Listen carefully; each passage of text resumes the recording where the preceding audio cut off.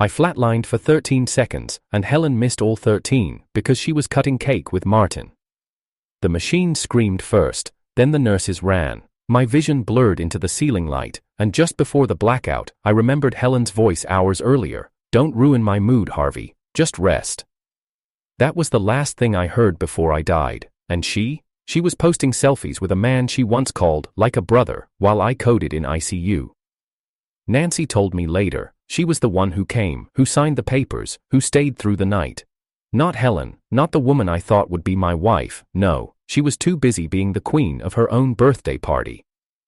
The next day, Helen waltzed into my hospital room holding a plastic-wrapped bouquet. "You look better," she chirped, checking her phone before even checking my eyes. Her lipstick was fresh, her eyeliner intact. Her hands were clean, too clean to have held mine when they shocked my chest 3 times. "I brought you these," she smiled. "They match the ones Martin got me." She giggled like it was a shared joke. I stared at her without blinking. My voice scraped out like gravel. "I died last night." She blinked. "What?" 13 seconds. Flatline. No pulse. Helen's jaw twitched. "You're joking." I shook my head. "Ask Nancy. She was here. You weren't." Her expression shifted, not to sorrow, but guilt wrapped in annoyance. "You should have called me," she said, like my unconscious body had failed her. "I didn't know it was that serious." She tucked a loose curl behind her ear. "Besides, you told me to enjoy my birthday. I thought you'd want that." I stared at the IV still hooked in my arm, the bruises around it, the bandages on my chest from the defibrillator. "You wore the necklace I gave you." She brightened. "You saw?" "In Martin's story," I said. Right after he said, "We don't need anyone else, just us." Ly. Ian's smile faltered. "Harvey, it's not like that. He's just dramatic." I almost died. "You didn't, though." The silence after that was louder than any flatline. She tried to play it off, talked about party themes, surprise gifts, how Martin cried during her speech. She made sure to say how she didn't cry. "I kept it classy," she said. "You'd be proud." I closed my eyes, not to sleep, but to escape her voice. A nurse came in shortly after, holding a clipboard. "Your discharge is being processed, Mr. Harvey. You'll need someone to help with recovery at home." Helen perked up. "He'll stay with me," she said quickly. "I already cleared the second room, bought new sheets." The nurse smiled politely, and left. I opened my eyes. "I'm staying with Nancy." Helen stiffened. "You're joking." "She already helped once. I trust her." "You trust her?" she spat. "She's in love with you." "She's never let me die alone," I said. Helen's voice cracked. "You're really going to hold one night against me?" One night that could have been my last. I was celebrating my birthday. I was begging to live. Helen threw the bouquet onto the floor. The petals scattered. So did the illusion. "This is emotional manipulation," she hissed. "You're punishing me for not being dramatic." I almost smiled. "No, this is me waking up." I pulled the thin hospital blanket up over my chest. I died for 13 seconds, and I saw something. Her lips parted. "What?" I answered without blinking. "A world where you weren't in it, and it felt peaceful." She didn't say anything else, just stormed out, heels clicking like gunshots on the sterile floor. Nancy came in minutes later, holding a warm thermos. She didn't speak, just sat beside me and held my hand. No makeup, no rehearsed apology, no demands. And for the first time in months, I felt like living wasn't a mistake. Helen gave me 13 seconds of death. Nancy gave me the breath after it. Helen used to tell people I was the calm to her chaos, the gravity that steadied her wild orbit. In public, she'd say it with a fond laugh, fingers laced through mine, that trademark tilt of her head making people think we were perfect. And I believed it. God help me, I truly believed it. Before the ICU, before the flatline, before the silence that screamed louder than the monitors, there was us. Harvey and Helen, me, a software engineer who planned his life to the minute. Her, a lifestyle blogger who lived off aesthetic chaos. We were opposites, but she said that's why it worked. "You make me feel safe," she'd whisper at night, curled into my chest after a party, mascara smudged, breath sweet with champagne. I never realized that to Helen, safe meant boring. She needed chaos.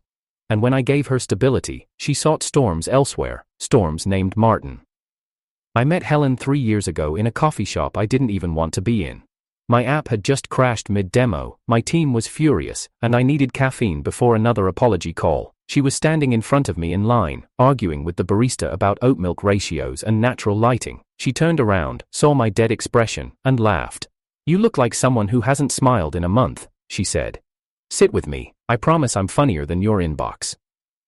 I should have said no, but I didn't. I sat. And somehow, that chaotic energy folded itself into my routine, like glitter scattered into clean code. She made me laugh. She made me loosen up. She made me forget the patterns I'd carved into my days like stone. I introduced her to my quiet world. She painted it loud, and for a while, it worked. I'd make breakfast while she picked filters. I'd write code while she edited thumbnails. When my mother got sick, Helen held my hand in the hospital hallway and said, "You're allowed to break, but don't shatter. I need you who." Allah.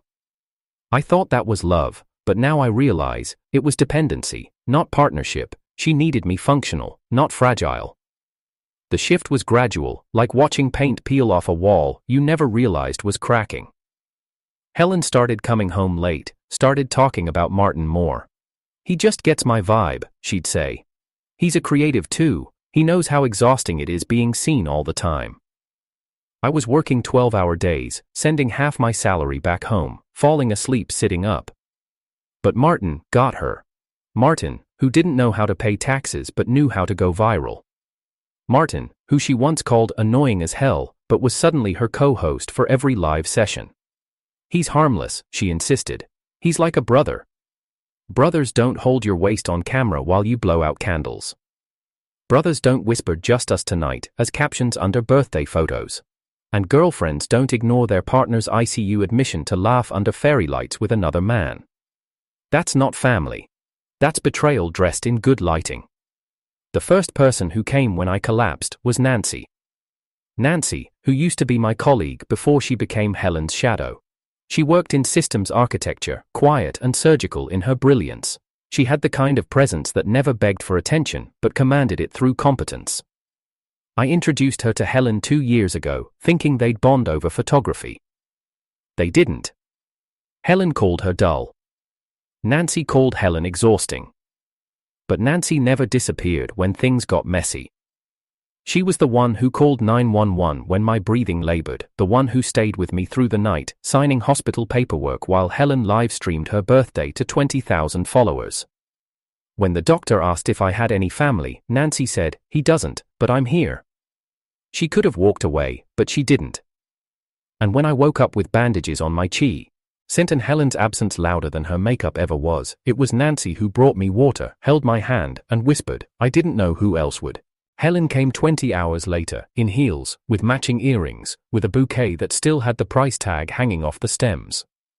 Now, sitting on Nancy's couch, weeks after the discharge, I was beginning to see things I hadn't before, like how every story Helen told somehow made her the victim, or the heroine, but never the one who needed to apologize, or how she never remembered which side my surgical scar was on, or how she asked for help only when it could be turned into a post. Helping my man recover #power couple #nurse mode activated.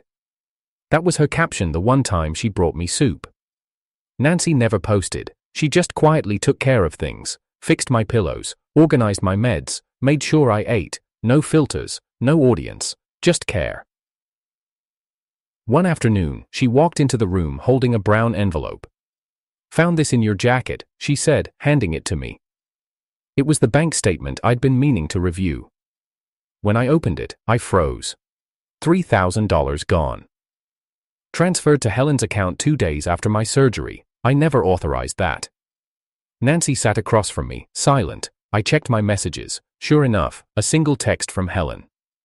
"You said if I ever needed help you'd be there. Well, I needed help. I know you won't mind. Love you." I hadn't even woken up yet when she sent it. That's when I knew. This wasn't love, this wasn't miscommunication, this wasn't someone who made a mistake. This was someone who saw my absence as opportunity. I stared at the transfer confirmation for a long time. Then I looked up at Nancy. "What would you do?" I asked. She didn't even blink. Close the account, and close the door. I did both. Helen came knocking 4 days later. She was in a hoodie now, No makeup, hair tied back. I need to talk, she said. Nancy opened the door. I didn't.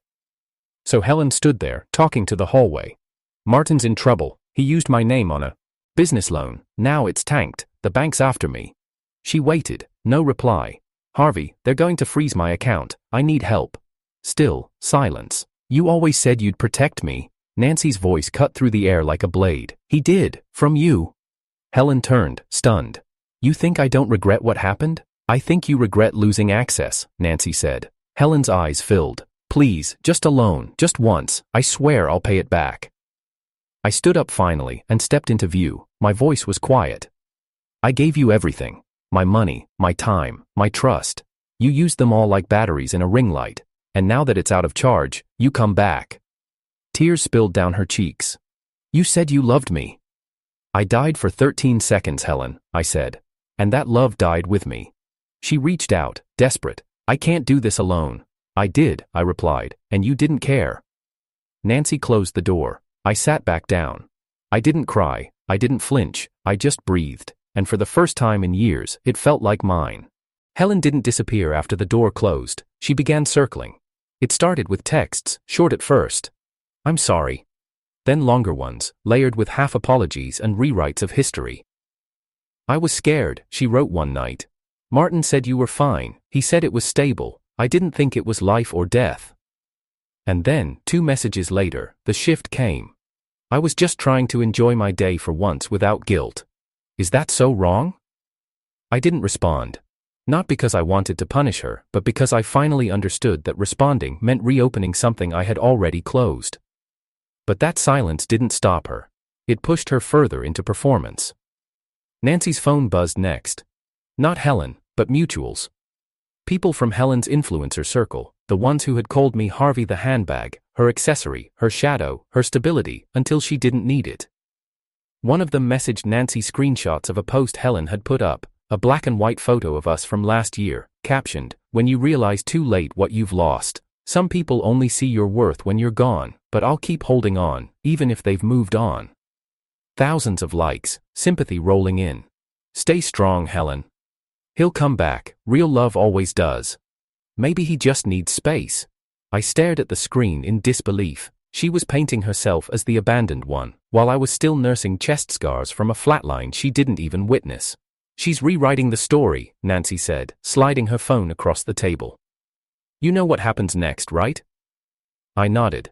The next step in Helen's process wasn't apology, it was escalation. 2 days later, the headline came through a tagged story. Helen and Martin, caught outside a bank, arguing. A stranger filmed it. Helen was sobbing. Martin was shouting. Words like ruined me and you promised echoed between them. The clip spread fast. Her followers collated everything from fraud to betrayal. Nancy watched it twice, expression unreadable.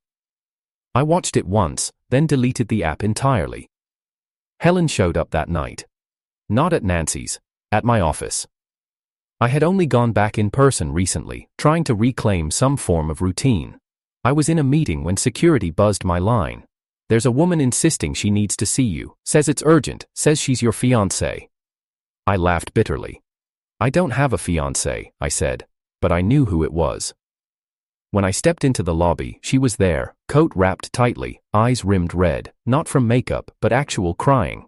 For a moment, she looked small. Not the curated version of Helen I was used to, but something closer to a shadow. Still, I didn't move toward her. You can't show up here, I said. I didn't know where else to go, she replied. Everyone's blaming me.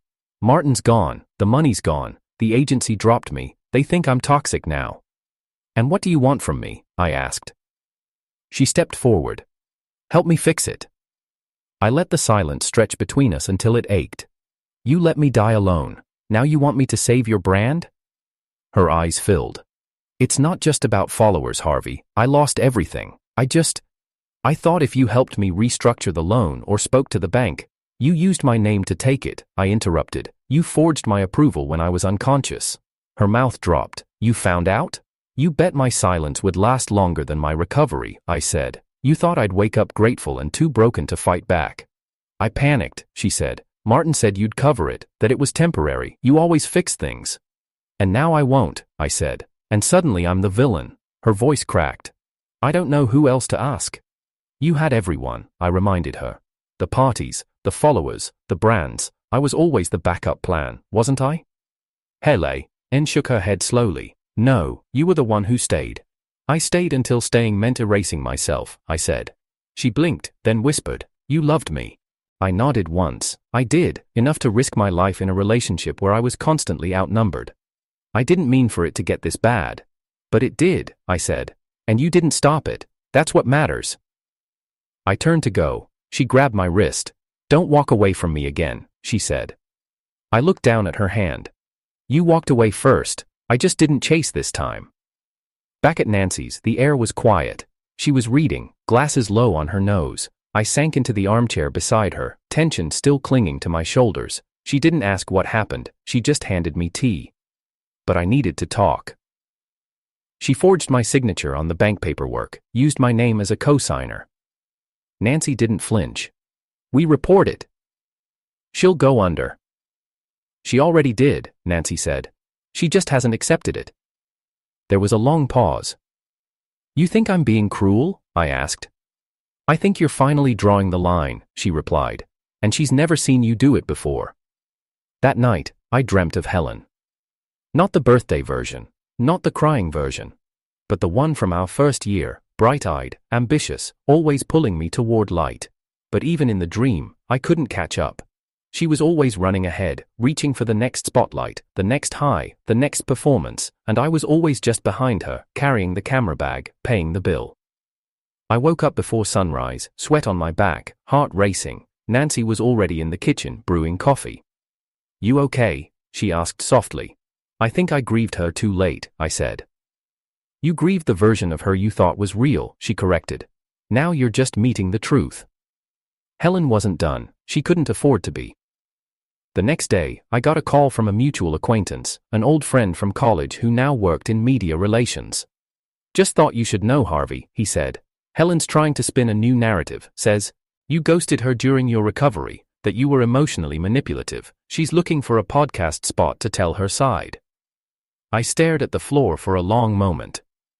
Thanks for the heads up, I said. I hung up. Nancy watched me from across the room. She's going to turn this into content, I said. A whole redemption arc. She'll cry on cue, say I was controlling, that I used money as power, that I isolated her. Nancy nodded. And the ones who want to believe it, will. I exhaled. Maybe I should speak up. Maybe, she said, but only if it's for your own peace, not revenge, not clearing your name, just closure. The word lingered. That night, I wrote a letter, not for publication, not for followers, just for myself. In it, I wrote every truth, the ICU, the flatline, the necklace, the party, the silence. I wrote about the texts I never answered and the apologies I never got. I wrote about watching her dance while I couldn't breathe. About Nancy's quiet hand holding mine while the world dimmed. And at the end of it, I wrote one sentence. You were the storm I once called shelter. Then I folded it, burned it, let it go. Helen never stopped trying to control the story. But I stopped reading. The betrayal wasn't just in her actions. It was in the narrative she built where I was never the one bleeding. Now, for once, I was done being written by someone else. There's something quiet about pain when it no longer screams, when it becomes a constant, dull echo sitting in your chest like furniture you stop noticing. That's what it felt like for me in the weeks after Helen reappeared in fragments. Not storms anymore, just scattered drops. But even small storms soak you when you've been left out in the cold long enough. I kept telling myself I was okay.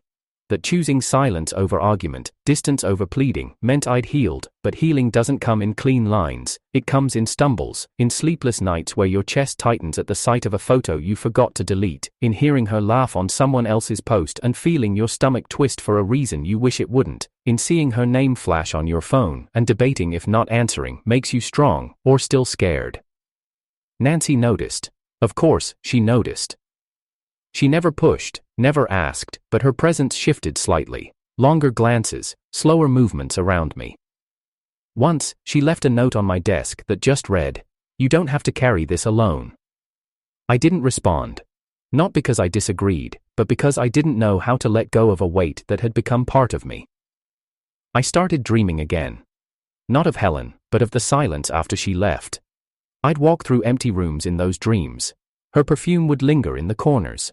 I'd reach for her out of habit, not desire, and feel nothing but air. Sometimes Martin would appear in the dream, not doing anything, just there, smirking, leaning against a doorway, watching the version of me that hadn't yet learned how to walk away. When I woke up, the silence in my chest felt heavier than the dream. The hardest part wasn't the betrayal, it wasn't even the abandonment. It was the realization that I'd spent years shrinking, bending, softening the edges of who I was just to keep someone else from leaving, and when I left anyway, I didn't know who I was without the anxiety of trying to keep them. Nancy once said something that stayed with me. We were sitting on the floor sorting boxes, old tech cables and papers from the apartment I used to share with Helen. "You give people the version of yourself you think will hurt them the least," she said quietly. "But you keep bleeding anyway." I looked at her. How do I stop doing that? She didn't answer. She just handed me a photo of Helen and me from a vacation 2 years ago. My smile looked forced. Hers didn't. I threw it away, but it haunted me anyway. The suspense came in the not knowing what Helen would do next, how far she'd go to salvage her reputation, whether she'd drag me under in the process. She was spiraling, and I was the one rope she still remembered how to pull. Every time I thought she was finally done, another message would arrive, sometimes kind, sometimes cruel, sometimes contradictory. "You don't have to hate me," followed by, "You never understood me anyway." Then, a day later, "I still dream of you." I started to feel like I was the one unraveling, like her chaos was contagious. I began second-guessing myself. Was I really so innocent? Did I enable her? Could I have stopped her fall if I'd stayed a little longer? Had I abandoned someone who was already breaking? But every time those questions tried to root themselves, Nancy would ground me back in truth. "Harvey," she said one night, "you didn't leave her when she was weak, you left her when she was using your weakness to stay powerful." It hit like thunder. Because that's exactly what it was. She hadn't needed support, she'd needed leverage. She'd taken my silence, my patience, my loyalty, and twisted them into a throne. And still, despite knowing this, my heart didn't always obey. I missed her. Not who she was at the end, but who she'd been in the beginning, the girl who made me laugh in a coffee shop, the one who danced barefoot in my apartment, the one who once whispered, "You feel like home." That version of Helen only existed in memory, but memory is a cruel romantic. Nancy found me once, curled on the couch, scrolling through old photos I should have deleted months ago. She didn't scold me, she just sat down beside me, placed a hand on mine, and said, "You're not weak for remembering, you're human." I asked her, quietly, what if I never stop feeling this? She was silent for a long moment before answering, "Then feel it. Just don't let it keep you from building the life she didn't deserve to stay in." I stared at the phone screen, then slowly powered it off. The next morning, I blocked Helen's number. That wasn't strength, that was survival. But even survival comes with guilt. A week later, I got a package at work. No name. Inside was a small box. I opened it. It was the necklace. The same one I'd given Helen the year before, the one she wore at that birthday party while I flatlined in ICU. Underneath it, a note. "You deserved better. I just didn't know how to be better. I'm sorry." No signature, no plea for help, just that. For hours, I stared at it. I didn't know what to feel. Pity, closure, relief. Or was it a trap, a final performance? I left the box on my desk, never opened it again. The internal war didn't stop. Some days I felt proud of my distance, other days I felt like I'd lost something irreplaceable, but I reminded myself, it's okay to miss what hurt you, as long as you don't go back to it. The more space I took from Helen, the more I realized how much of myself had been edited to fit her script. I stopped listening to music I didn't like, I stopped wearing the brands she said made me look too serious. I started laughing again, not perform. Active laughter for peace, but real, loud, belly-aching laughter with Nancy over things that weren't curated for reels. And yet, every now and then, I'd pass by a streetlight that reminded me of that night, the night I woke up alone, my chest sore, the The nurse telling me, "You're lucky someone was here." She said her name was Nancy. I nodded back then, still half asleep, thinking Helen would walk through the door any minute. She never did. And that truth clung to me more than any romantic memory ever could. I had died. Briefly. But completely. And the only person who mourned was the one who never asked for anything in return. Nancy never told me she loved me. She didn't need to. She showed up. And that was enough. One night, I stood on the balcony, city lights flickering below me, like pixels waiting to be coded into meaning. Nancy came up beside me, 2 mugs of tea in hand. She handed me one. "Better?" she asked. I nodded.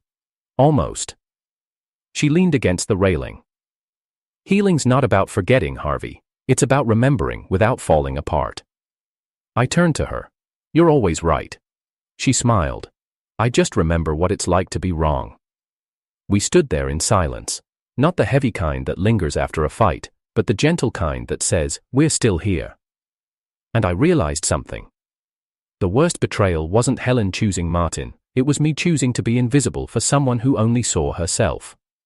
Now every breath I took was a rebellion, every step forward was a refusal. Not just to save her from debt, but to save myself from ever being in hers again. The second betrayal didn't come with roses or rage, it came with a lawyer. 2 months after I thought the worst was over, after Helen had finally gone silent, after I'd found a rhythm with Nancy that didn't feel like recovery but renewal, I got a formal notice delivered to my apartment, thick envelope, gold seal, my name is in serif ink on the front. Notice of financial dispute, co-liability investigation request. I opened it, scanning the first lines with growing confusion, then nausea, then something colder. Helen had submitted paperwork tying me to the failed business venture she started with Martin, not just as a co-signer, which I had already known and dealt with, but as a silent partner, an investor, a party legally responsible for the outstanding debts. She hadn't just used my name while I was unconscious, she'd drawn up a second set of falsified papers framing me as a backer in their now defunct influencer merch brand, Heritage Honey. A vanity project Martin had claimed would merge aesthetic with advocacy. What it actually merged was fake followers and real bankruptcy. I dropped the envelope on the table like it had burned me. Nancy picked it up. I didn't say anything for the next 3 minutes as she read, silently, like she always did, carefully parsing the pieces. When she finally looked up, her voice was colder than I'd ever heard it. "She forged your name again," she said. I nodded. "She faked emails from your account." Another nod. "She submitted this to the bank 3 days after you were transferred out of ICU." My voice cracked when I finally spoke. 3 days. "She had to know you were still too weak to fight back." "I wasn't even standing yet," I whispered. The next hour passed in a blur. Nancy called her legal friend, I called my bank, I filed a fraud claim, I booked an appointment with a notary, and all the while, my hands wouldn't stop shaking. Because this wasn't just betrayal, this was strategy. Helen had planned for my silence, she had counted on my loyalty, she knew I wouldn't sue her, she knew I'd keep everything private to protect her, she knew the version of me that still loved her wouldn't want the world to see her as a fraud. But that version of me had died, right there in that hospital bed. And in its place, stood someone she didn't recognize anymore. I met with the lawyer Nancy had recommended, clean-cut, efficient, no time for pleasantries.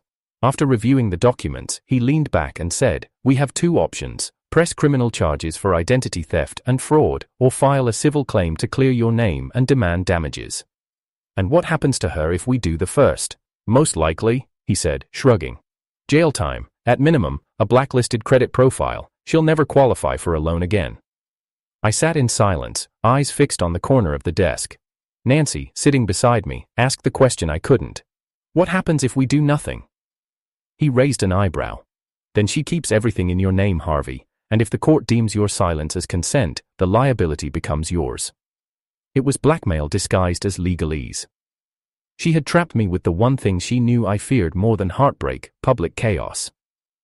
She knew I hated drama, she knew I wanted privacy, she knew I'd spent years protecting her from scrutiny, even when she didn't deserve it. And now she was weaponizing that silence. I took the night to think. Nancy didn't speak much, she just sat near me, present in the way people are when they know anything they say could shatter the person in front of them. I lay awake until 3 a.m., staring at the ceiling, not wondering if I should fight, but why it had taken me this long. I remembered Helen saying once, people only sue when they're bitter, when they can't let go. Boo. This wasn't bitterness, this was survival. The next morning, I signed the papers. Fraud claim filed, civil suit prepped, power of attorney handed to my lawyer, and then, the twist twisted again. Helen texted me, just one line. I'm pregnant. I read it once. Then again. I didn't respond. Instead, I walked straight into Nancy's room, handed her the phone. Her expression didn't change. She's lying. How can you be sure? Because if it were true, she'd be at a clinic, not on your phone. I sat down slowly. Nancy crouched in front of me. She's trying to stall you, create hesitation, get you to cancel the claim. But what if? Nancy cut me off gently. Harvey. She waited until you filed legal action to tell you. Not when she needed comfort, not when she needed support. Only now. She doesn't want a family, she wants leverage. The sentence hit like ice to the chest. She wants leverage, not love, not closure, not redemption, just leverage. Helen always knew how to spin stories. And a pregnancy? That wasn't just a twist, it was the twist. One that bought her time, sympathy, attention. And possibly, if I wasn't careful, forgiveness. But I wasn't the man who forgave her anymore. Later that week, she showed up at my office again. This time, I didn't come down. She stood there for 30 minutes, sobbing into the intercom camera. Security called. She says she's carrying your child. Let her say what she wants, I replied. Then escort her out. Nancy waited for me in the car afterward. She didn't ask what happened. Instead, she turned the key in the ignition and said, "You did what most men don't." What's that? You stopped protecting someone who kept hurting you. I nodded slowly. It only took dying once. She didn't smile at that. Neither did I. Because this wasn't a victory. It was just necessary. And still, somewhere in the shadows of my chest, a faint ache stirred. Not for Helen, not anymore, but for T. He part of me that still wanted to believe it had all meant something. Now, the only meaning left was this: never again. The courtroom wasn't what I expected. No gavel banging, no heated outbursts, just papers rustling and tension so thick it could have snapped under its own weight. Helen sat across from me, 2 tables away. Her hair was tied in a soft braid, framing a face scrubbed of its usual highlighter and filters. She didn't wear pink. No shimmer. Just a muted gray blazer and pale foundation. She looked smaller than I remembered, not physically, but in presence, as if she had tried to shrink herself for sympathy. Martin wasn't there. He had skipped town a week ago after the fraud allegations hit the internet. The account he'd once used to sell inspirational content now sat deactivated. His car was found parked outside a liquor store 3 cities over, no sign of him since. Helen had been left holding the bag, and now, she wanted to drop it into my lap. The judge began with formality, introducing the civil claim, the fraud complaint, the financials. My lawyer, a woman named Amanda with razor wit and zero patience for drama, stood and submitted a hard drive. This contains the audit trail of Mr. Harvey's email inbox during the time the documents in question were sent from his account. All originating IPs trace back to Miss Helen's personal apartment Wi-Fi. Additionally, Mr. Harvey was hospitalized in critical care during the dates these contracts were signed and submitted. The judge nodded, flipping through his copy. Noted, defense? Helen's lawyer stood. He was sleek, maybe too slick, used buzzwords like emotional manipulation, verbal absence, trauma bonding. Words meant to rewrite the script, paint me not as a victim, but as an emotionally distant figure who drove her to desperation. Then Helen stood, and everything got quiet. She walked up to the front like she was walking onto a stage, the same cadence she used during her brand presentations. She looked at the judge with witty eyes. I made mistakes, she said. I trusted the wrong people. I let Martin take over our brand planning, but Harvey, he was never really with me, not emotionally. He left me to handle everything. I panicked. I didn't mean to hurt anyone. She turned to look at me. Our eyes met. I just wanted to matter to someone, she said, voice cracking. I just wanted to feel safe. The room remained still. I didn't blink. The judge turned to my side. Would the plaintiff like to respond? Amanda looked at me. I nodded. I stood. Walked slowly to the stand. I didn't look at Helen, not yet. Instead, I spoke to the court. I didn't come here to get revenge, I began. And I didn't come here to destroy anyone. I paused, letting the words breathe. I came here because I died once. Now, the room really went silent. On the night of Helen's birthday, I was in ICU. My heart stopped. 13 seconds, no pulse, flatline. And while my chest was being shocked back to life, Helen was making a heart shape with her hands in front of a cake, next to Martin. That was the moment I realized something I should have seen years ago. I was the only one showing up. I turned to Helen now. She stared at me, eyes brimming but still dry. You were right, I said. You did want to matter to someone, and you did, to me, every day, every time I worked overtime to fund your projects, every time I ignored your messages with Martin, every time I sat at events I wasn't invited to but showed up for anyway, you mattered. I stepped forward slightly. But I didn't, not to you, not in the ways that count, not in hospitals, not in court, not when my signature became your shortcut. Helen looked down. I came here not because I want you to suffer, I said, but because I finally refused to. Then I sat down. The judge cleared his throat. Thank you, I'll issue the ruling in 2 days. Until then, I ask both parties to refrain from further digital commentary. Helen left through the side door, no words, no final stare, just silence. That night, I went home and sat in the dark for a long time. Nancy came over an hour later, holding 2 cartons of takeout and a bottle of ginger soda. No wine, no celebration, just presence. She sat beside me on the floor. We didn't eat at the table, just in silence, side by side. After a few bites, she finally asked the question. How did it feel? I thought about it. Then answered, like taking my voice back, like breathing without apologizing for it. Nancy smiled softly. You never lost your voice, Harvey. You just gave it away too many times. I looked at her then, really looked, and said the truth I hadn't dared to speak before. If you hadn't been there that night, I might not be here now. She didn't look away. I know. I don't know what I'm supposed to feel anymore. I don't even know if I'm angry. You're allowed to feel nothing, she said. You're allowed to just exist, without fixing or forgiving anyone. Later that week, the ruling came. Helen was found liable for fraud, forgery, and financial damages. The court awarded me full clearance of all liabilities and $92,000 in damages. Helen was ordered to repay what she had funneled under my name. Her accounts were frozen until the first installment was made. The irony? She had gone into debt for a life she couldn't sustain. Now, she would pay for that life with years she couldn't get back. That weekend, I received one final message. It wasn't from Helen's number. It was from a burner. The message was short. He left me too. No name, no signature, just that. I didn't reply. I didn't need to. Because that message wasn't an apology, it was a shift in narrative, a subtle request for pity, a final play from a performer who'd lost her audience, and I was done giving applause. I drove to the coast that Sunday, alone. Parked near the cliff Nancy and I once hiked before my surgery. Back when life was simpler, quieter, still full of sharp edges, but none that bled this day. Iply. I stood at the edge and looked out. The ocean didn't ask who was right or wrong, it just moved forward, constant, relentless.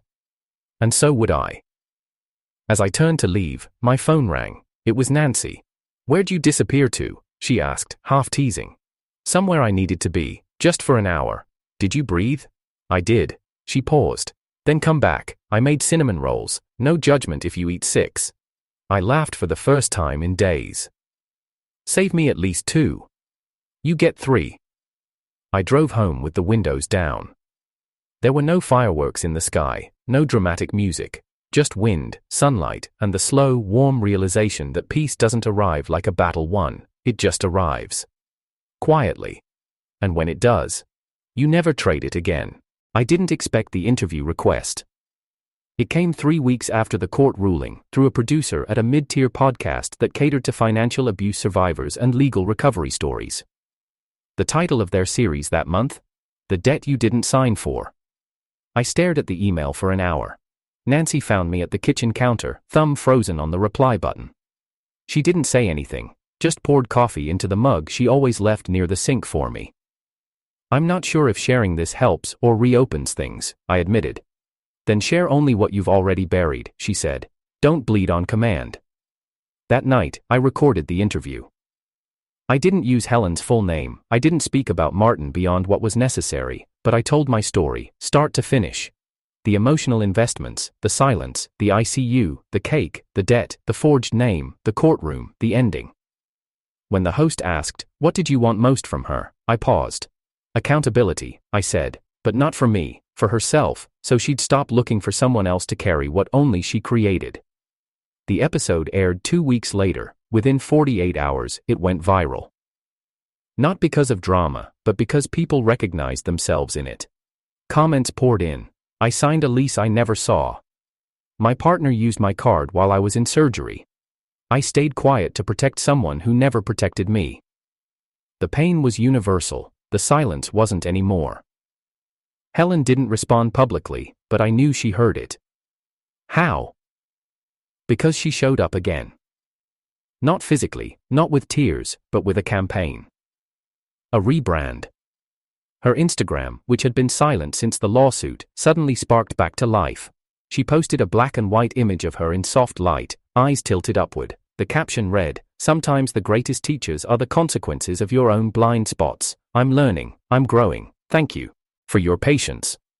The comments were supportive. "You're so brave. Healing isn't linear. Ignore the haters, your truth matters." She never mentioned my name, but the implication was clear. She wasn't the villain. She was the victim of bad decisions, bad love, bad timing. That post was followed by a launch. A new personal brand, not an influencer, not a fashion face, but a survivor mentor. Her first product, a course titled, "Rebuilding After Ruin, How I Took Back My Power." I didn't even have to click it to know what she'd say. She'd spin every document, every betrayal, into lessons. She'd monetize the damage. She always knew how to turn a fire into a photo. Nancy saw the post before I did. When I came home that evening, she had printed it out and left it on the kitchen table beside a red pen. Across the bottom she had written, "She never learned, but the world finally will."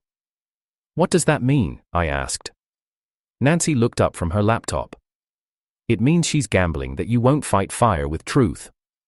I sat down beside her. "You think I should?" "I think you already did once, and you did it in court." I nodded. "So I should ignore it?" She hesitated. Unless what? Unless there's something she's still hiding." I stared at her. "What if this isn't over?" Nancy said carefully. "What if she's trying to rewrite the next chapter before you close the book?" I didn't answer, because the question already had an answer. That night, I emailed the podcast producer back. I asked for a follow-up. Not another interview, but proof. Screenshots, comments, back-end data on Helen's responses. My lawyer, Amanda, forwarded me files that I hadn't fully processed before. One of them stood out, a chain of emails between Helen and a content manager that she had submitted during the civil hearing to show her brand partnerships. But one email in the thread was timestamped during the ICU flatline. It included a sentence she sent while claiming to be unaware of my condition. "Harvey's in surgery but stable. As long as the invoice clears by EOD, I can still attend the shoot." The same night, the same hour.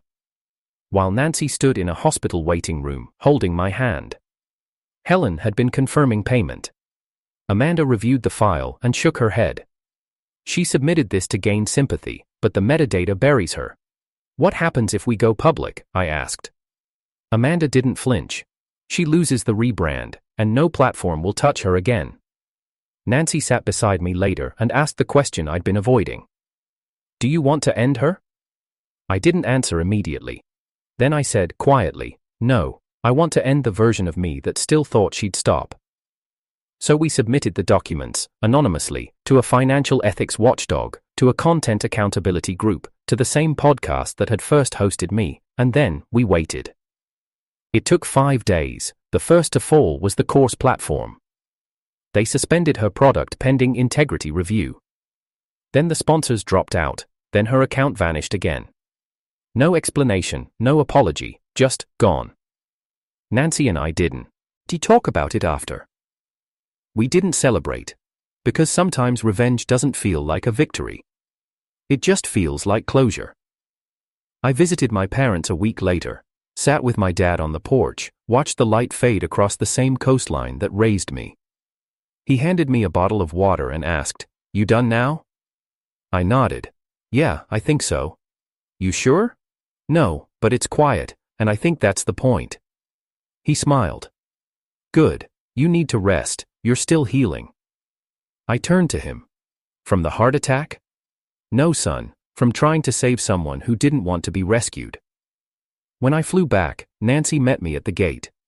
Not with flowers, just her hand in mine. I never asked her to replace anything, she never tried to, she just stayed. That was enough. Months passed. The world moved on, but I didn't forget. Not because I couldn't, but because memory is what keeps your boundaries honest. I kept the court papers, the interview file, the screenshots, locked in a folder titled, "Silence Ends Here," not for leverage, not for bitterness, just for truth. And every so often, someone would DM me. "I heard your story, I left him. Thank you, I thought I was alone. You saved me."